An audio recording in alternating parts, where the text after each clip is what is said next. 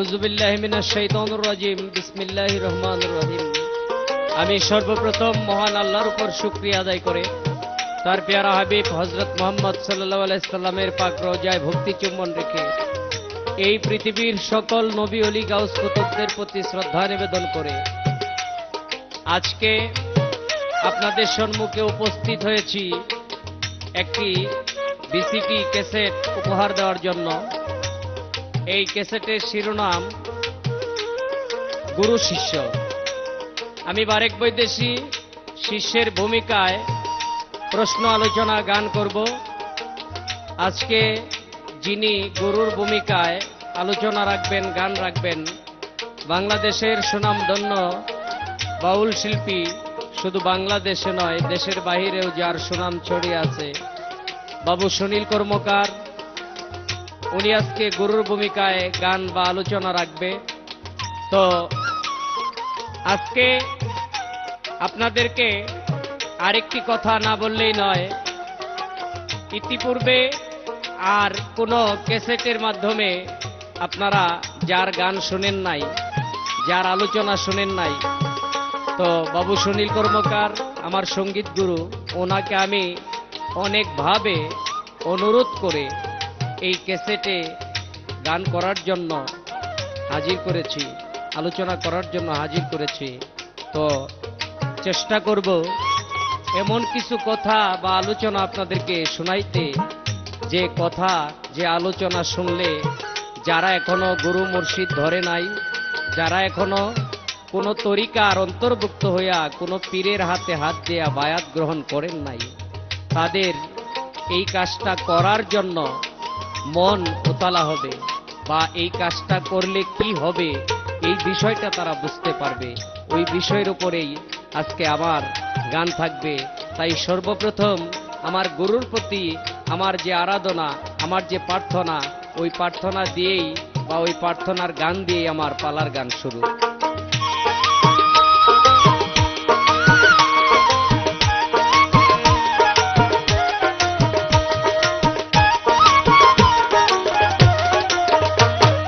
দয়াল চাঁদা শিয়ায় আমায়, দয়াল চাঁদা শিয়ায় আমায় পার করে নিবে, এমন সৌভাগ্য আমার কোন দিন হবে, এমন সৌভাগ্য আমার কোন দিন হবে। দয়াল চাঁদা শিয়ায় আমায়, দয়াল চাঁদা শিয়ায় আমায় পার করে নিবে, এমন সৌভাগ্য আমার কোন দিন হবে, এমন সৌভাগ্য আমার কোন দিন হবে।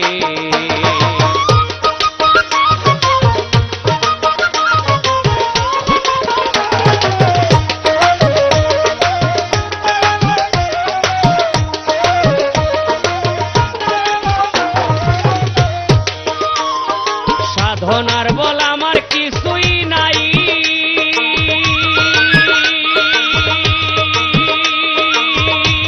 আমি কেমনে ওই পারে যাই, সাধনার বল আমার কিছু নাই, আমি কেমনে ওই পারে যাই, কুলে বসে দিচ্ছি দুহাই, কুলে বসে দিচ্ছি দুহাই, ও পার ভেবে, এমন সৌভাগ্য আমার কোন দিন হবে, এমন সৌভাগ্য আমার কোন দিন হবে। দয়াল চাঁদা শিয়ায় আমায়, দয়াল চাঁদা শিয়ায় আমায় পার করে নিবে, এমন সৌভাগ্য আমার কোন দিন হবে, এমন সৌভাগ্য আমার কোন দিন হবে।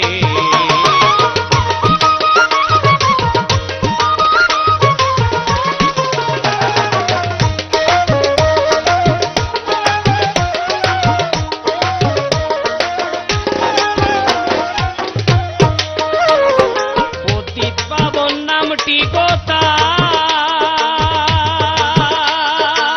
শুনে বল হই গো আমার পতিত পাবন নামটি কোথার, শুনে বল হই গো আমার, আবার ভাবি এই পাপির ভার, আবার ভাবি এই পাপির ভার সে কি নিবে, এমন সৌভাগ্য আমার কোন দিন হবে, এমন সৌভাগ্য আমার কোন দিন হবে। দয়াল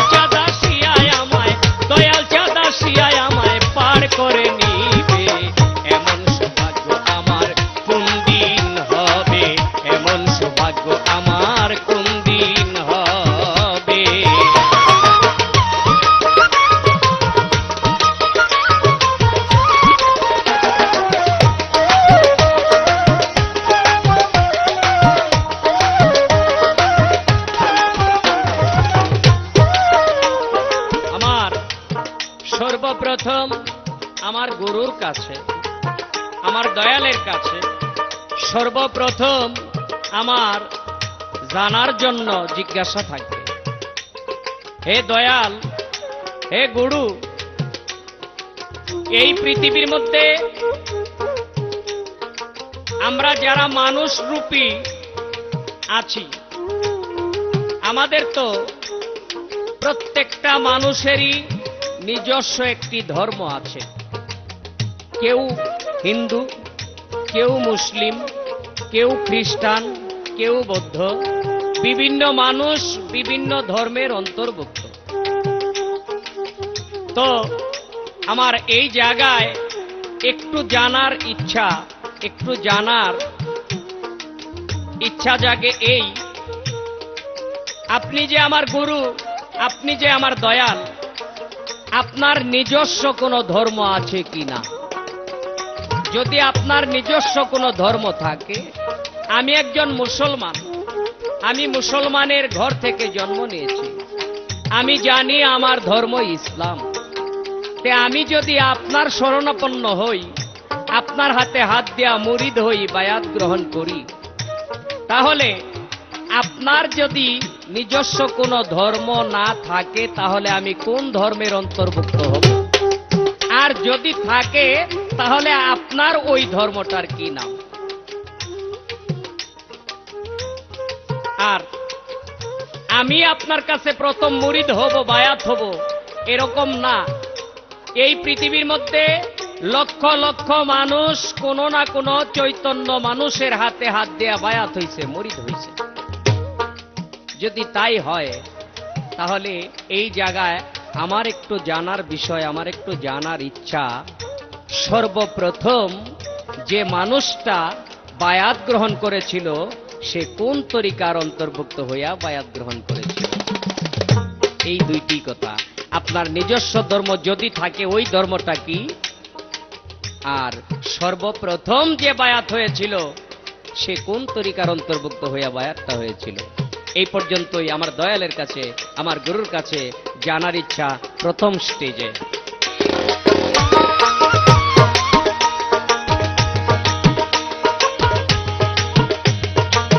গুরুপদে ভক্তি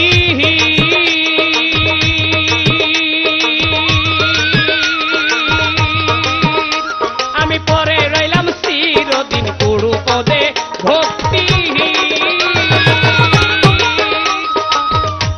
আমি পরে রইলাম চিরদিন। লালনে কয় কি করিতে, লালনে কয় কি করিতে আইলাম এই ভবে, এমন সৌভাগ্য আমার কোন দিন হবে, এমন সৌভাগ্য আমার কোন দিন হবে। দয়াল চাঁদ আসিয়ায় আমায়, দয়াল চাঁদ আসিয়ায় আমায় পার করে নিবে, এমন সৌভাগ্য আমার কোন দিন হবে, এমন সৌভাগ্য আমার কোন দিন হবে। আমার দয়াল চাঁদ আসিয়ায় আমায়, দয়াল চাঁদ আসিয়ায় আমায় পার করে নিবে, এমন সৌভাগ্য আমার কোন দিন হবে, এমন সৌভাগ্য আমার কোন দিন হবে।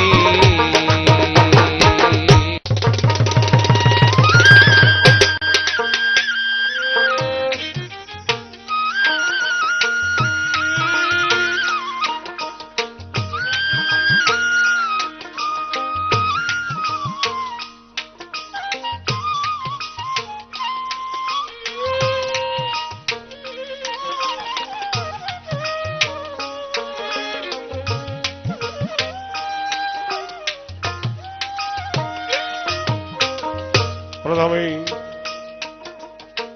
পরম করুণাময়ের নাম স্মরণ করে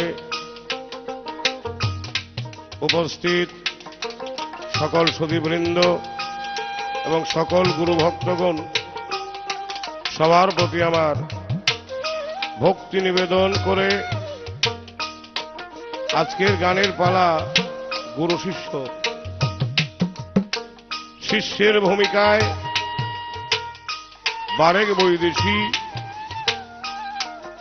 গুরুর ভূমিকায় আমি সুনীল কর্মকার, তাই আমাকে প্রশ্ন করা হয়েছে। তো আসলে গুরু হওয়ার যোগ্যতা লাগে, সেই যোগ্যতা আসলে আমার নাই। যদি আপনাদের দয়া থাকে আমি চেষ্টা করব অল্প সময়ের মধ্যে কিছু বলার জন্য। তার প্রশ্ন আসলো, আপনি যে গুরু, আমরা কেউ ইসলাম ধর্মের, কেউ সনাতন ধর্মের, কেউ খ্রিস্টান ধর্মের।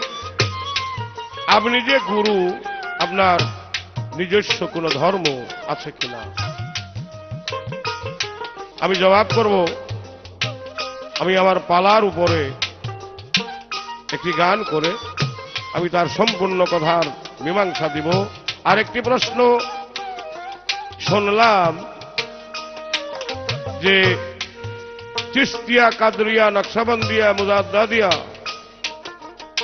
এর বাইরে আরো কোনো তরিকা আছে কিনা, আমি তাও জবাব করব।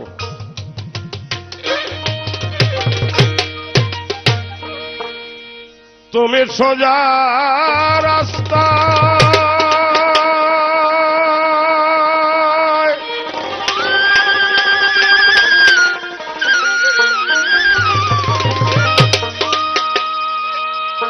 চলো রে মন,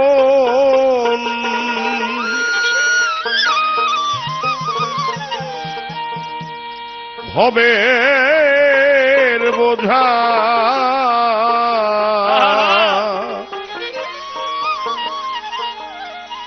নিয়ে মাথে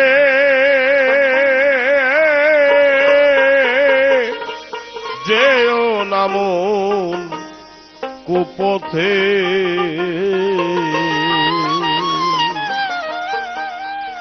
পায়ে ধরে কই গুরু ভজ যেও নামন কুপথে।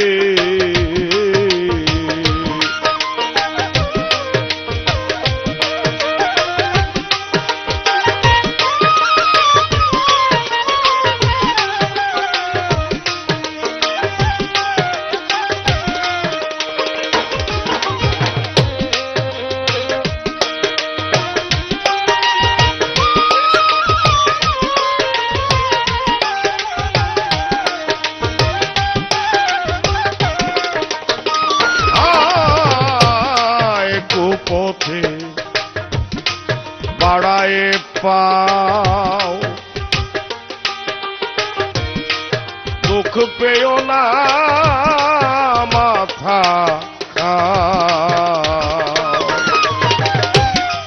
কুপথে বাড়ায় পাও, দুঃখ পেও না মাথা।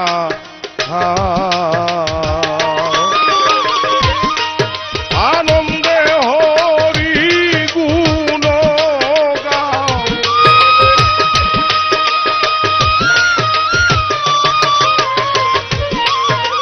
আনন্দে হরি গুণ গাও।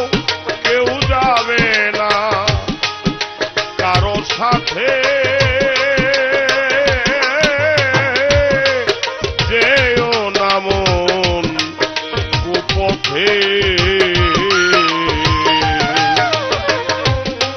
পায়ে ধরে কই গুরু ভজ যেও নামন কুপথে।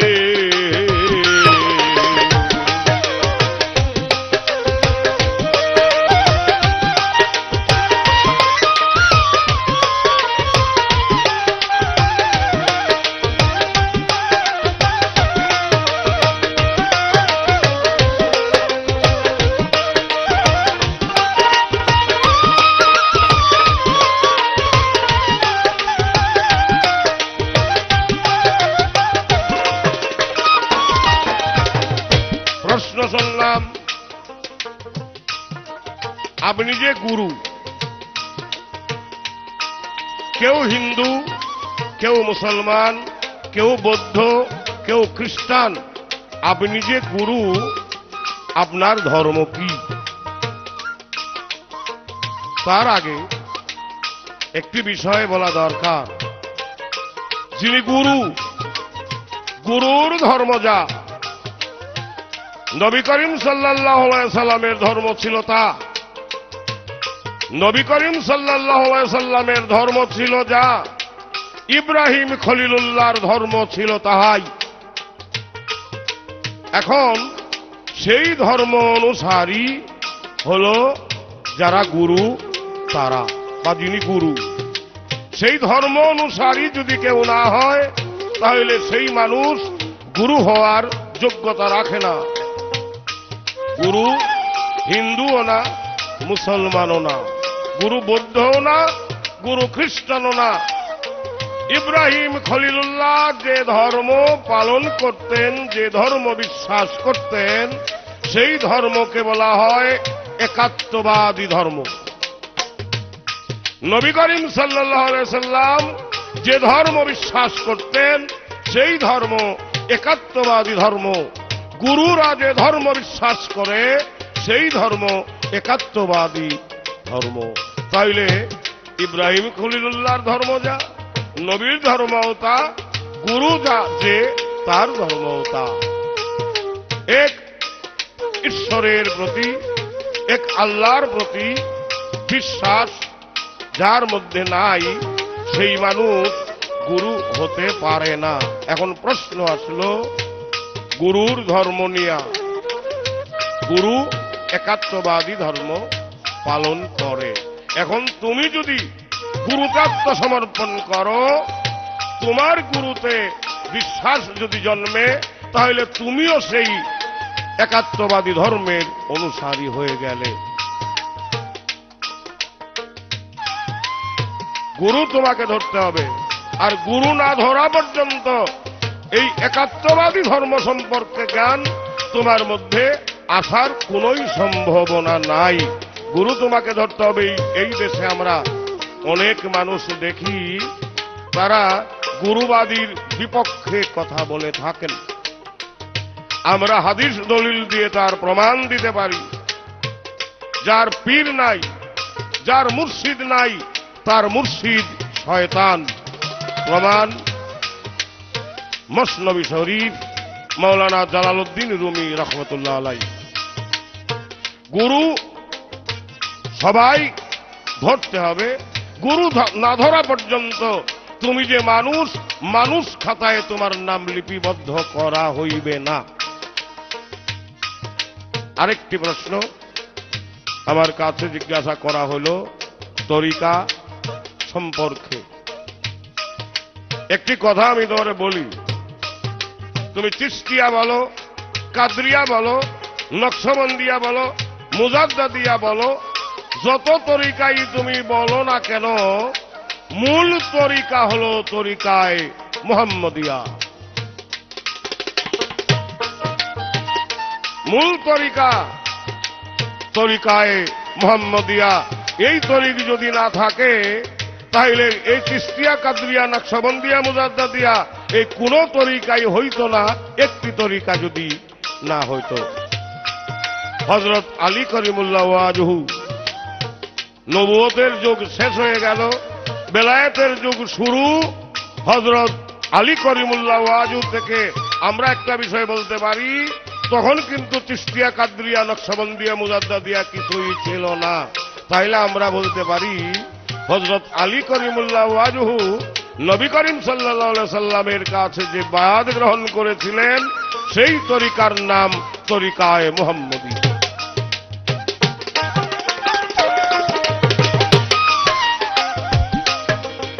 সংক্ষেপে এই পর্যন্তই দুইটি প্রশ্নের জবাব করা হলো। শিষ্যের কাছে কোনো প্রশ্ন করার নিয়ম নাই, এটা চলে না। শিষ্যকে প্রশ্ন করা যায় না। তারপরেও একটা স্কুলে ভর্তি হলে মাস্টার তো তার বাড়ি সম্পর্কে জিজ্ঞাসা করা, মায়ের নাম, বাবার নাম জিজ্ঞাসা করা, এটা মাস্টারের কোনো অপরাধ না। আমি তাও জিজ্ঞাসা করব না। আমি ছোট্ট করে একটি বিষয় জানতে চাই, তুমি আমাকে যে গুরুতে স্বীকার করে নিলা, আমি যে তোমার গুরু। স্কুলে ভর্তি হইলে তো একটা ভর্তি ফি দিতে হয়। তুমি আমার কাছে আইসা শিষ্যত্ব গ্রহণ করতে চাইলা বা শিষ্য হইলা, তুমি ভর্তি ফি আমারে কি দিলা, এটা আমার একটু জানা দরকার।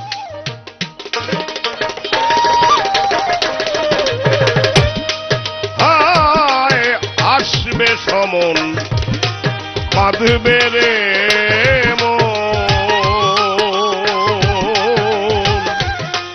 শুনবে না কারো বিনয় বারণ। আসবে সমন বাঁধবে রে মন, শুনবে না কারো বিনয় বারণ। বসে থাকো কয়মন মন,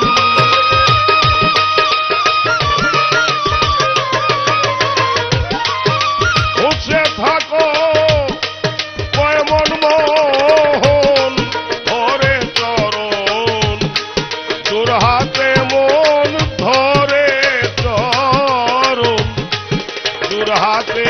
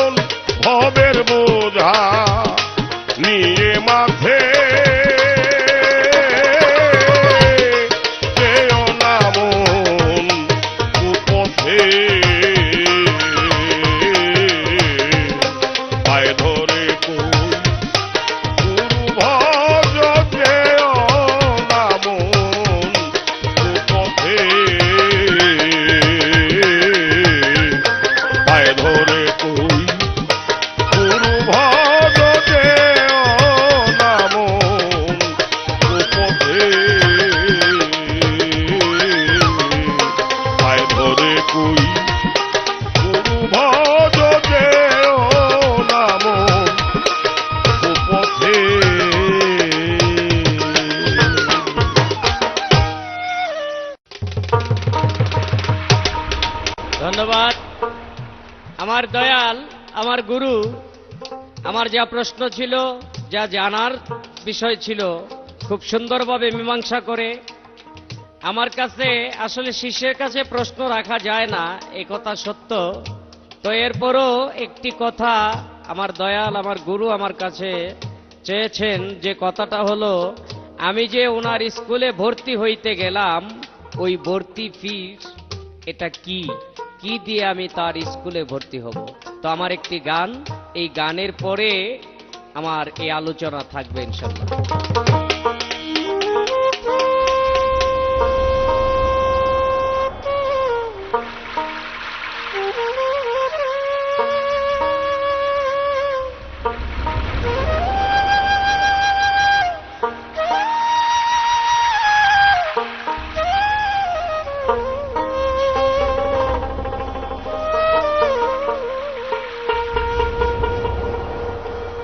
আমি অসময়ে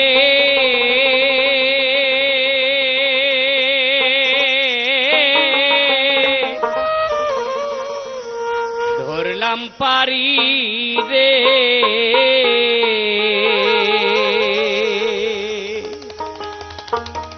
ও কুল সাগরে রে, আমার ঢেউ দেখিয়া পরাণ কাঁপে ডরে, আমার ঢেউ দেখিয়া পরাণ কাঁপে ডরে। অসময়ে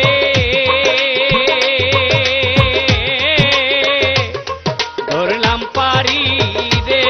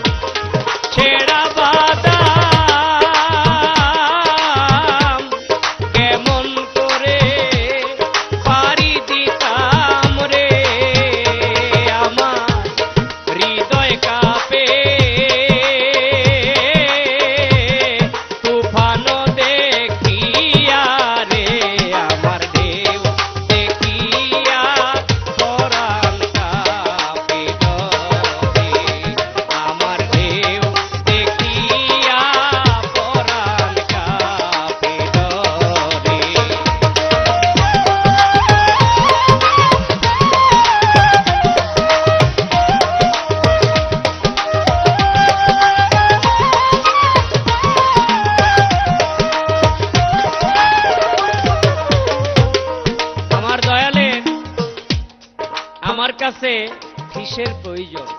আমি কি ফিস দিব আমার দয়ালকে? আসলে স্কুলে ভর্তি হইতে গেলে তো একটা ফির প্রয়োজন হয়। এটা কি? আমি আমার দয়ালের স্কুলে, আমার মুর্শিদের স্কুলে, মুর্শিদের পাঠশালায় ভর্তি হব। আমার দেবার মতো কোনো টাকা পয়সা ধন দৌলত কিছুই নাই, আমার কিছুই নাই। আমার এমন কোনো ধন দৌলত, এমন কোনো সম্পদ নাই যা দিয়ে আমি আমার দয়ালের মন সন্তুষ্ট করব, যা দিয়ে আমি আমার দয়ালের কাছে মুরিদ হব, বায়াত হব। তবে একটা জিনিস আমার আছে। কোন জিনিস? আমি আমার দয়ালের চরণে, আমি আমার দয়ালের রাঙ্গা পায়ে আমার ভক্তিটুকু, আমার আজিজিটুকু, আমার মিনতিটুকু আমি দিতে পারবো। এছাড়া আর আমার দেবার কিছু নাই। যদি আমার দয়াল আমার প্রতি সদয় হয়, তাহলে আমার এইটুকু নিয়েই সদয় হবে। এর চেয়ে বেশি আর আমার দেবার মতো কিছু নাই। কারণ যে দয়াল, দয়াল তো সকল ধনের ভান্ডার, সকল ধনে ভরপুর দয়াল। আমার আগে যা জানার ছিল খুব সুন্দরভাবে মীমাংসা আমি পেলাম। এবার আমার দয়ালের কাছে আরেকটি কথা আমার জানার ইচ্ছা। এই যে মুরিদ বা বায়াত অনেকেই হয়, আমি আমার দয়ালের কাছে এই জায়গায় একটি কথা জানব। আমি যদি আমার দয়ালের একাত্মবাদের ধর্ম বা এই ধর্মের অধিকারী আমিও হইয়া যাই, আমি যদি তার অনুসারী হই, তাহলে আমার ধর্মটাও একত্ববাদ। তাইলে আমি নামাজ, রোজা, হজ, যাকাত, কালেমা, যেমন শরীয়তের পন্থী যারা, তারা করে কি? সেহেরি খায় ফজরের আজানের একটু আগে, খেয়ে সারাদিন কোনো কিছু পান করে না, আবার সন্ধ্যায় মাগরিবের আজান দেওয়ার লগে লগে বা আজান দেওয়ার সঙ্গে সঙ্গে ইফতার করে, তাহলে তাদের রোজা হয়। আবার 24 ঘন্টায় 5 ওয়াক্ত আজান দেওয়া হয়, 5 ওয়াক্ত আজানের টাইমে তারা নামাজ আদায় করে, এভাবে নামাজ পড়ে। কুরবানির সময় হইলে বাজার থেকে পশু কিনে এনে কুরবানি দেয়। তো আমি আমার দয়ালের কাছে একটু জানতে চাবো যে আমি আপনার হাতে হাত দেয়া মুরিদ হইলাম, বায়াত হইলাম, আমি ওই পশু কুরবানি দেব না। আমি ওই পশু কিনে এনে কুরবানি দেব না। আমি ওই যে ফজরের আগে খেয়ে আবার সন্ধ্যা পর্যন্ত অনাহার থাকবো না, এই রোজাও আমি রাখবো না। আজান দিলেই যে সকল কর্ম রাইখে আমার দৌড়াইয়া যাইতে হবে নামাজের জন্য, ওই মসজিদেও আমি যাব না। আমি শরীয়তের নামাজও পড়ব না, আমি শরীয়তের রোজাও রাখবো না, শরীয়তের কুরবানিও দিব না, শরীয়তের হজও করব না। দয়াল, আপনি একটু বলবেন, আমি শরীয়তের হজ করব না। ওই শরীয়তের হজ 2 থেকে 2.5 লক্ষ টাকা খরচ করে যারা বাংলাদেশের মানুষ, তারা সৌদিতে যায়, কাবাগর তপ করে, বাইতুল হেরেম তপ করে, তপ করে হজ আদায় করে। তে দয়াল, আমার 2.5 লক্ষ টাকাও নাই, আমি ওই জায়গায় গিয়ে হজও করব না। এরপরও আমার হজটা কিভাবে হবে? আমি ওই নিয়মের রোজা রাখবো না, নিয়মের রোজা না রাখলেও আমার রোজা কিভাবে আমি করব? আমি নামাজ পড়ব না, ওয়াক্তের নামাজ আমি পড়ব না, এরপরেও যেন আমার নামাজ হয়। আর কুরবানি আমি পশু কিনে এনে দেব না, তাইলে আমার কুরবানিটা আমি কিভাবে দেব? আমার দয়াল, আমাকে একটু বলে দিবেন যে এই কাজগুলি আমি শরীয়তের আইনে করব না, আমি আপনার আইনে করতে চাই। আপনার আইনে এই কাজগুলি কিভাবে করণীয়? এই পর্যন্তই আমার দয়ালের কাছে আমার চাওয়া।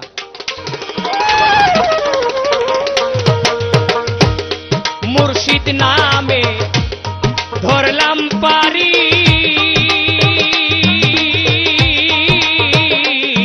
গাহি কেবল নামের সারি রে।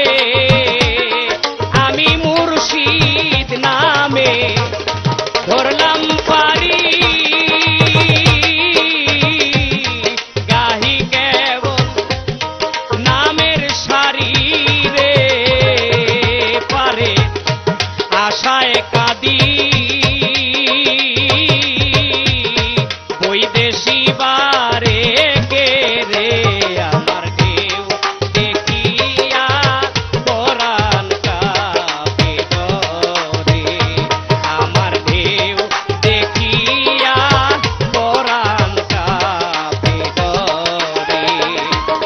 সময়ে ধরলাম পারি রে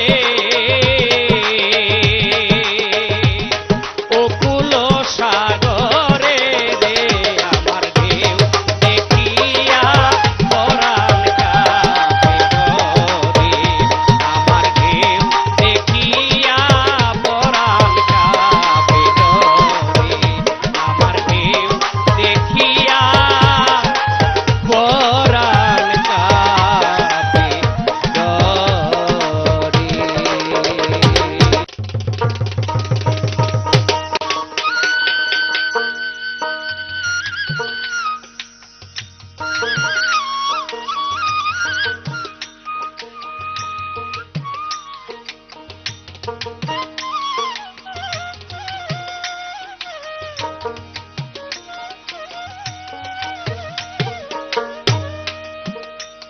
ভক্তের কাছে আমার যা চাওয়া ছিল সুন্দরভাবে তার জবাব করে আমার কাছে তার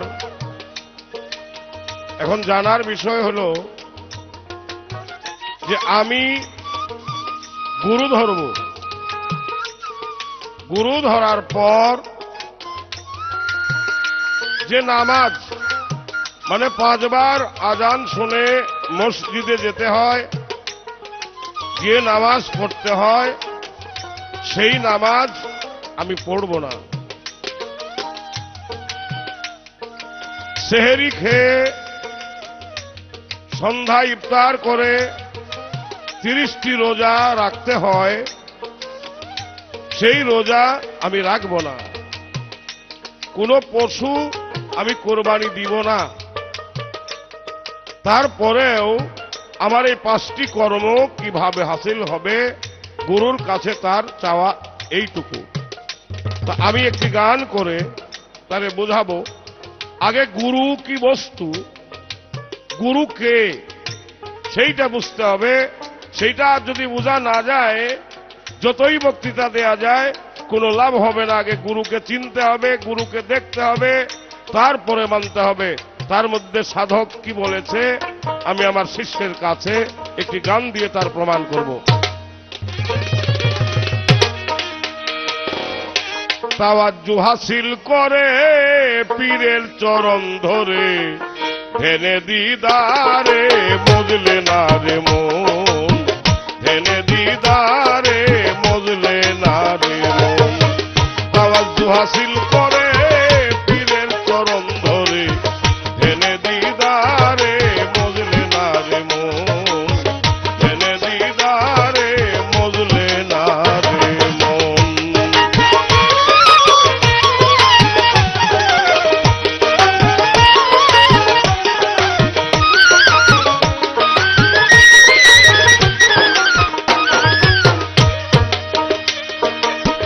জাহেরা পীরের স্রোতে থাকলে আছে এই জগতে, না থাকলে নাই তোমার বিশ্বাসের কারণ। জাহেরা পীরের স্রোতে থাকলে আছে এই জগতে, না থাকলে নাই তোমার বিশ্বাসের কারণ।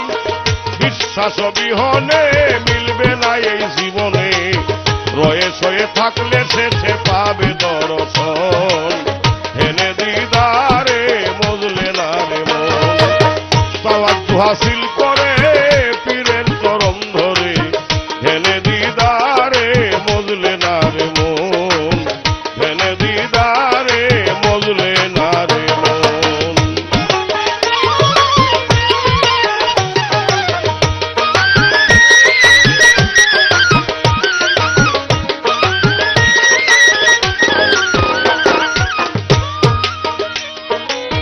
সুরতে চাহিলে এস্তেতে মজিলে, সেই সুরত বদলে হবে নবীর গঠন। সুরতে চাহিলে এস্তেতে মজিলে, সেই সুরত বদলে হবে নবীর গঠন। সেই নবীর নূরে সর্বঙ্গ জুড়ে হইয়া যাবে তোমার দেলেতে রোশন। ধেনে দিদারে মজলে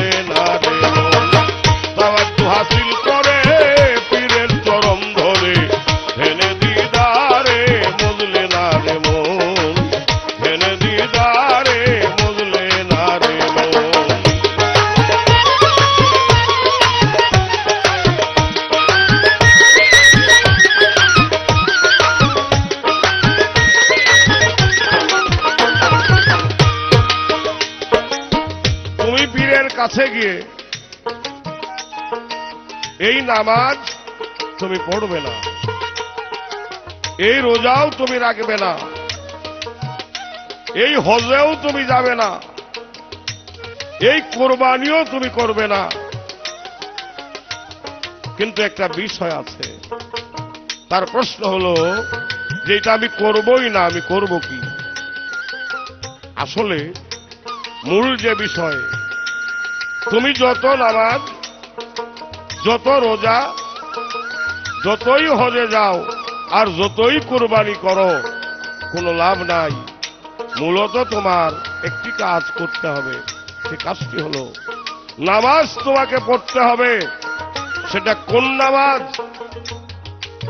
সাধক তার গানে বলেছে, ফাওয়াইলুল লিল মুসাল্লিনা, বলছে আল্লাহ কোরআনে, ভেদ বুঝিয়া পড়ে নামাজ মুমিনে।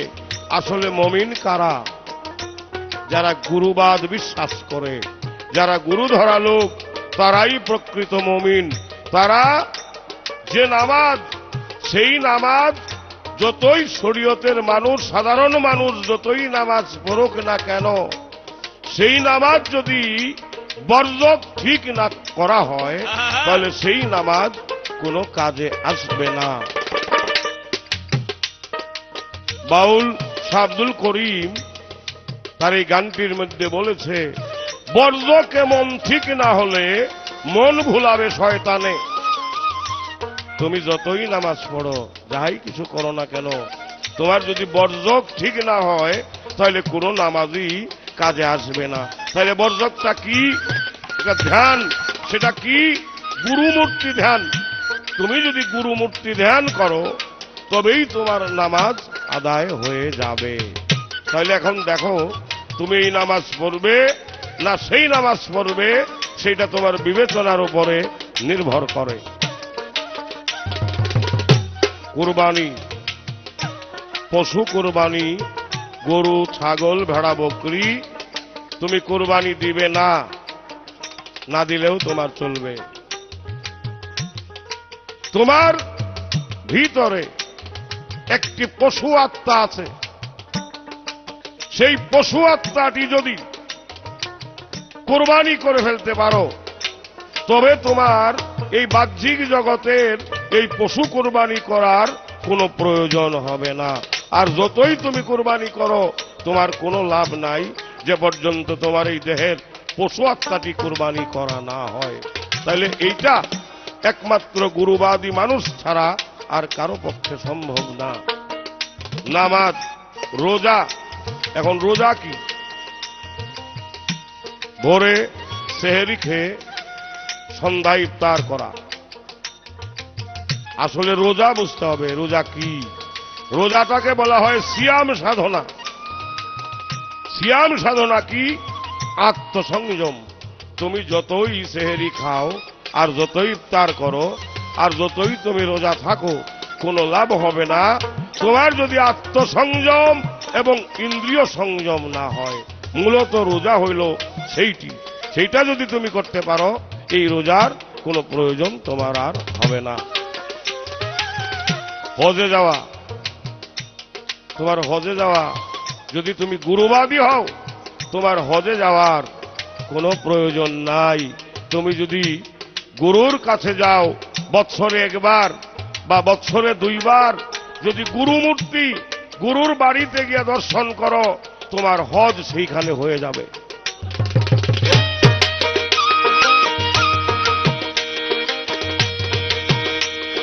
পীর সুরতে চাহিলে, এসকেতে মজিলে, সেই সুরত বদলে হবে নবীর গঠন। সেই নবীর নূরে সর্বঙ্গ জুড়ে হইয়া যাবে তোমার দিলে রোশন। ধ্যানে দিদারে মজলে না।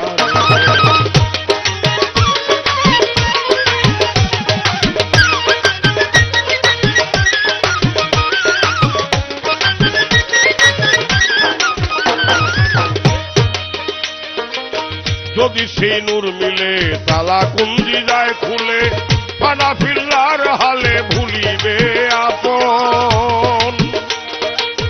যদি সেই নূর মিলে, তালা কুঞ্জি যায় খুলে, হানাফিল্লার হালে ভুলিবে আপন, জালালউদ্দিন বলে নিজে নেস্তি হইলে আপনার সুরতে শেষে দেখবে নিরঞ্জন, জেনে দিদারে বুঝলে না রে মন, তাওয়াজ্জু হাসিল করে পীরের চরণ ধরে, জেনে দিদারে বুঝলে না রে মন, জেনে দিদারে বুঝলে না রে মন, জেনে দিদারে বুঝলে না রে মন, জেনে দিদারে বুঝলে না রে মন।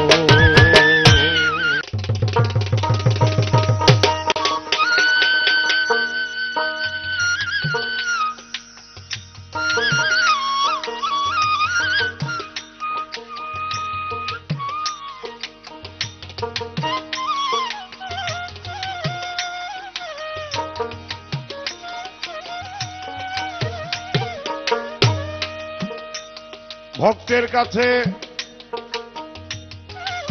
আমার যা চাওয়া ছিল সুন্দরভাবে তার জবাব করে আমার কাছে তার এখন জানার বিষয় হলো যে আমি গুরু ধরব, গুরু ধরার পর যে নামাজ মানে 5 বার আজান শুনে মসজিদে যেতে হয়, গিয়ে নামাজ পড়তে হয়, সেই নামাজ আমি পড়ব না। সেহরি খেয়ে সন্ধ্যা ইফতার করে 30টি রোজা রাখতে হয়, সেই রোজা আমি রাখব না। কোনো পশু আমি কোরবানি দিব না। তারপরেও আমার এই 5টি কর্ম কিভাবে হাসিল হবে, গুরুর কাছে তার চাওয়া এইটুকু। তা আমি একটি গান করে তারে বোঝাবো। আগে গুরু কি বস্তু, গুরু কে, সেইটা বুঝতে হবে। সেইটা যদি বোঝা না যায়, যতই বক্তৃতা দেয়া যায় কোনো লাভ হবে না। আগে গুরুকে চিনতে হবে, গুরুকে দেখতে হবে, তারপরে মানতে হবে। তার মধ্যে সাধক কি বলেছে আমি আমার শিষ্যের কাছে একটি গান দিয়ে তার প্রমাণ করব। তাওয়াজ্জু হাসিল করে পীরের চরণ ধরে, ধেনে দিদারে বুঝলে না রে মন, ধেনে দিদারে বুঝলে না রে মন, তাওয়াজ্জু হাসিল করে পীরের চরণ ধরে, ধেনে দিদারে বুঝলে না রে মন, ধেনে দিদারে বুঝলে না রে মন।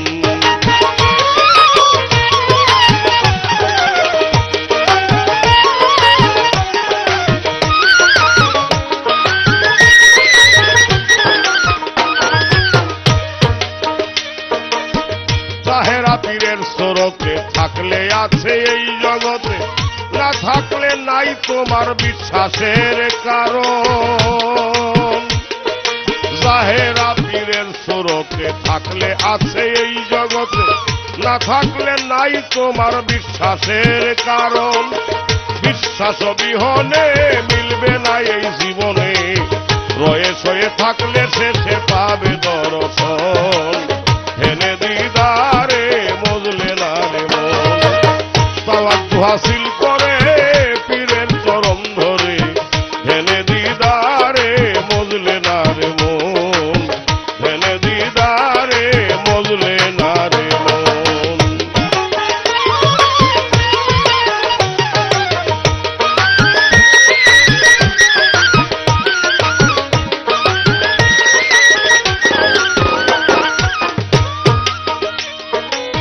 সুরতে চাহিলে এস্তেতে মজিলে, সেই সুরত বদলে হবে নবীর গঠন।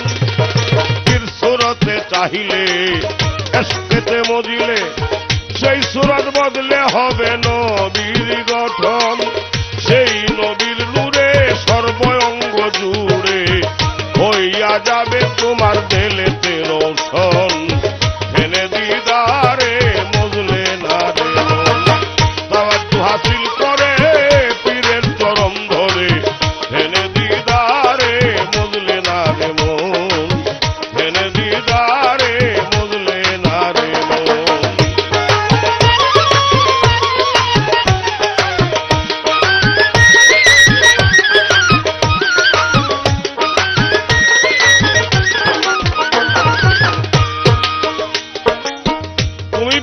কাছে গিয়ে এই নামাজ তুমি পড়বে না, এই রোজাও তুমি রাখবে না, এই হজেও তুমি যাবে না, এই কোরবানিও তুমি করবে না। কিন্তু একটা বিষয় আছে, তার প্রশ্ন হলো যে এটা আমি করবই না, আমি করব কি? আসলে মূল যে বিষয়, তুমি যত নামাজ, যত রোজা, যতই হজে যাও আর যতই কোরবানি করো, কোনো লাভ নাই।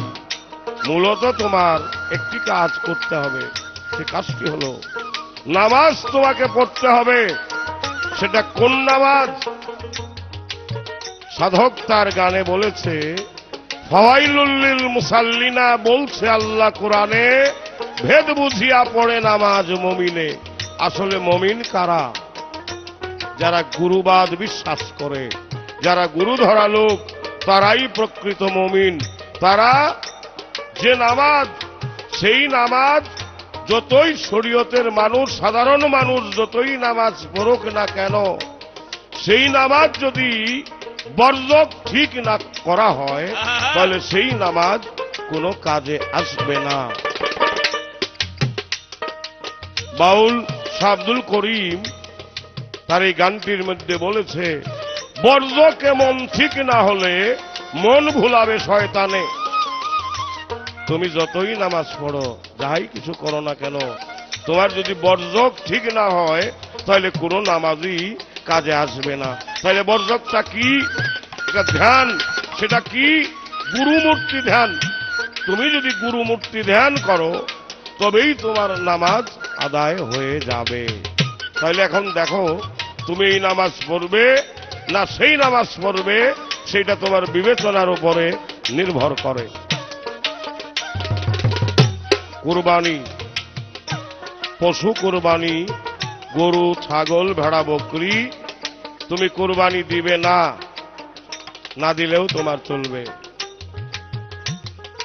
তোমার ভিতরে একটি পশু আত্মা আছে, সেই পশু আত্মাটি যদি কুরবানি করে ফেলতে পারো, তবে তোমার এই বাহ্যিক জগতের এই পশু কুরবানি করার কোনো প্রয়োজন হবে না। আর যতই তুমি কুরবানি করো, তোমার কোনো লাভ নাই, যে পর্যন্ত তোমার এই দেহের পশু আত্মাটি কুরবানি করা না হয়। তাহলে এইটা একমাত্র গুরুবাদী মানুষ ছাড়া আর কারো পক্ষে সম্ভব না। নামাজ, রোজা। এখন রোজা কি? ভোরে সেহেরি খেয়ে সন্ধ্যা ইফতার করা। আসলে রোজা বুঝতে হবে, রোজা কি? রোজাটাকে বলা হয় সিয়াম সাধনা। সিয়াম সাধনা কি? আত্মসংযম। তুমি যতই সেহেরি খাও আর যতই ইফতার করো আর যতই তুমি রোজা থাকো, কোনো লাভ হবে না তোমার যদি আত্মসংযম এবং ইন্দ্রিয় সংযম না হয়। মূলত রোজা হইল সেইটা যদি তুমি করতে পারো, এই রোজার কোনো প্রয়োজন তোমার আর হবে না। হজে যাওয়া, তোমার হজে যাওয়া, যদি তুমি গুরুবাদী হও, তোমার হজে যাওয়ার কোনো প্রয়োজন নাই। তুমি যদি গুরুর কাছে যাও, বৎসরে একবার বা বৎসরে দুইবার যদি গুরুমূর্তি, গুরুর বাড়িতে গিয়ে দর্শন করো, তোমার হজ সেইখানে হয়ে যাবে।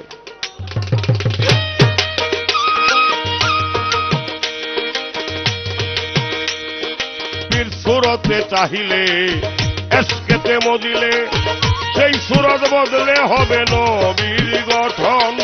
সেই নবীর নূরে সর্বঙ্গ জুড়ে হইয়া যাবে তোমার দিলে রোশন। ধ্যানে দিদারে মজলে না।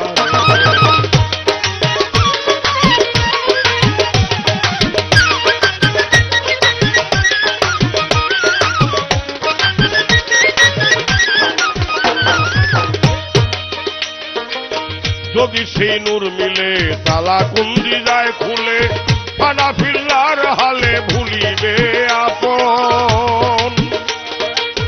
যদি সেই নূর মিলে, তালা কুঞ্জি যায় খুলে, ফানাফিল্লার হালে ভুলিবে আপন জালালউদ্দিন বলে নিজে নেস্তি হইলে আপনার সুরতে শেষে দেখবে নিরঞ্জন জেনে দিদারে বুঝলে না রে মন তাওয়াজ্জু হাসিল করে পীরের চরণ ধরে জেনে দিদারে বুঝলে না রে মন জেনে দিদারে বুঝলে না রে মন জেনে দিদারে বুঝলে না রে মন জেনে দিদারে বুঝলে না রে মন।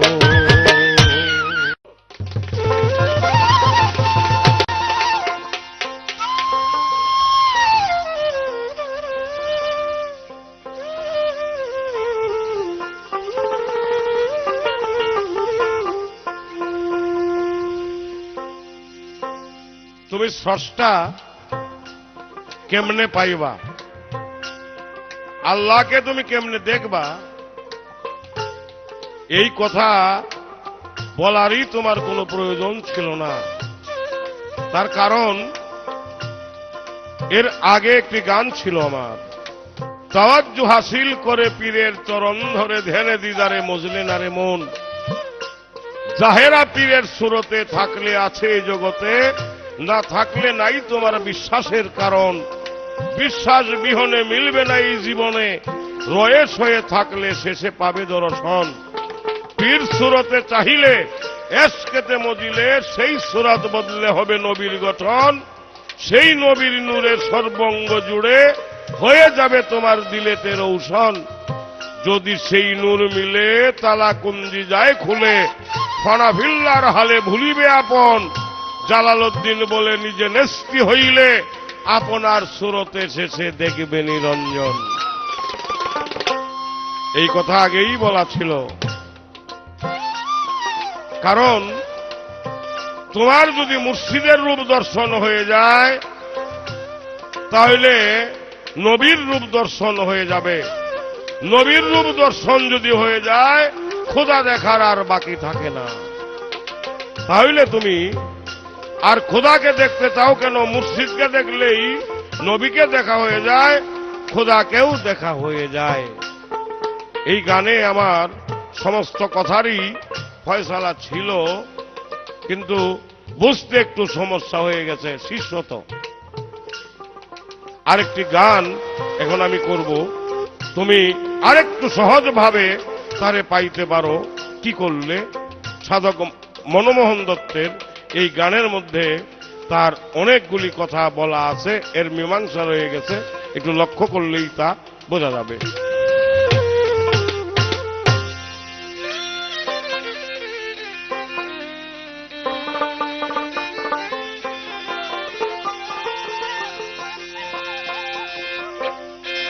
দুই চোখের জলার প্রাণের টান,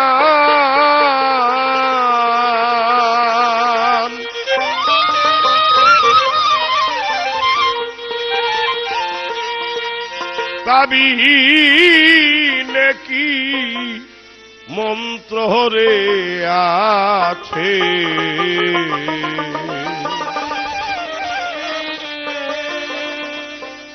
প্রাণের প্রাণ কাছে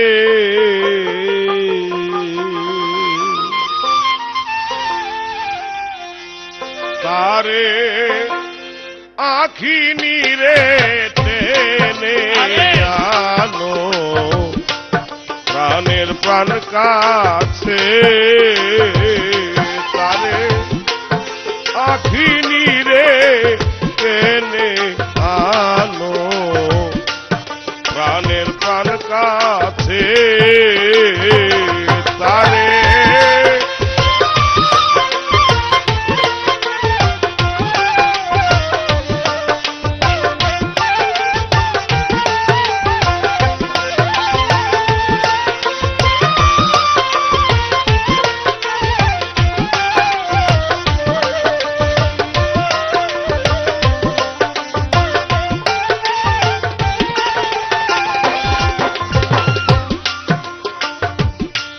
প্রাণ ভরা করুণ সুরে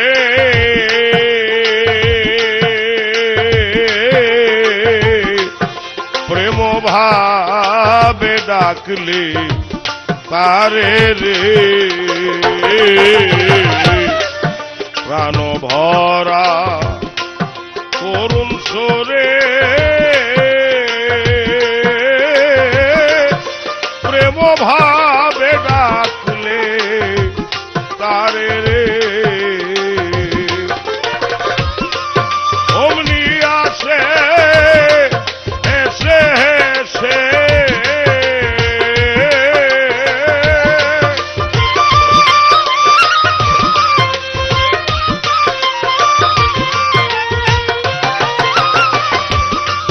অমনি আসে এসে এসে আনন্দে অন্তরে নাচে প্রাণের প্রাণ কাছে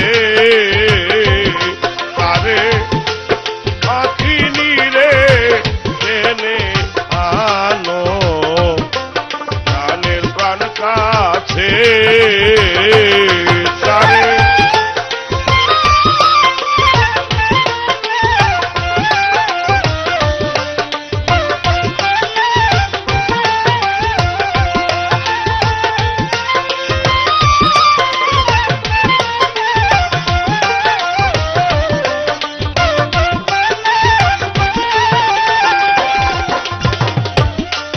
খেলায় খেলা প্রাণ পুতুল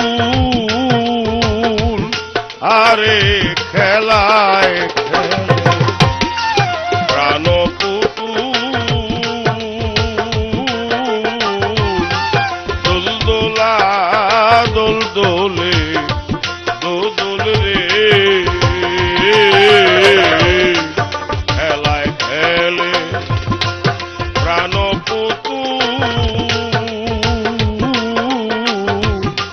দোলদোলা দোলদোলে দোদোল রে যে পাইয়াছে সেই খেলার মূল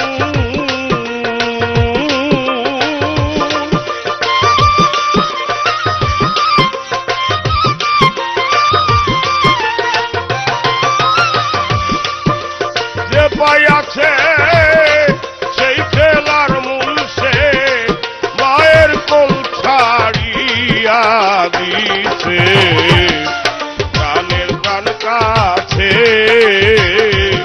তারে আখি নীরে টেনে আনো প্রাণের প্রাণ কাছে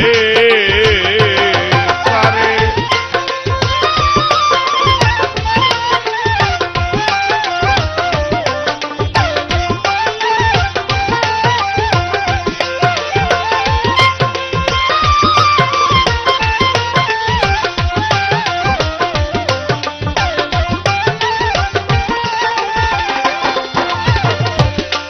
প্রেমের আভাস পাইয়া মনোমোহন প্রেমের আভাস পাইয়া মনোমোহন গাছতলাতে করছে রোদন রে ও প্রেমের আভাস পাইয়া মনোমোহন গাছতলাতে করছে রোদন রে ছুটবে কবে কর্মবন্ধন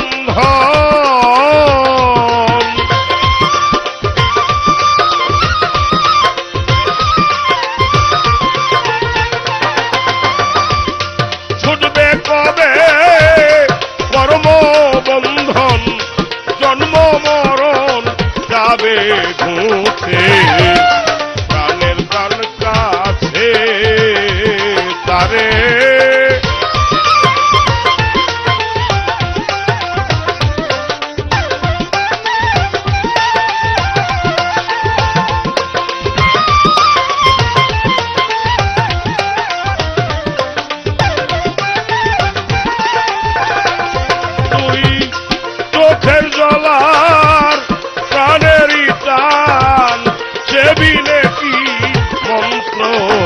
কাছে, প্রাণের প্রাণ কাছে, তারে পাখিনি রে টেনে আনো, প্রাণের প্রাণ কাছে, তারে পাখিনি রে টেনে আনো, প্রাণের প্রাণ কাছে, তারে পাখিনি রে টেনে আনো, প্রাণের প্রাণ কাছে, তারে পাখিনি রে টেনে আনো, প্রাণের প্রাণ কাছে।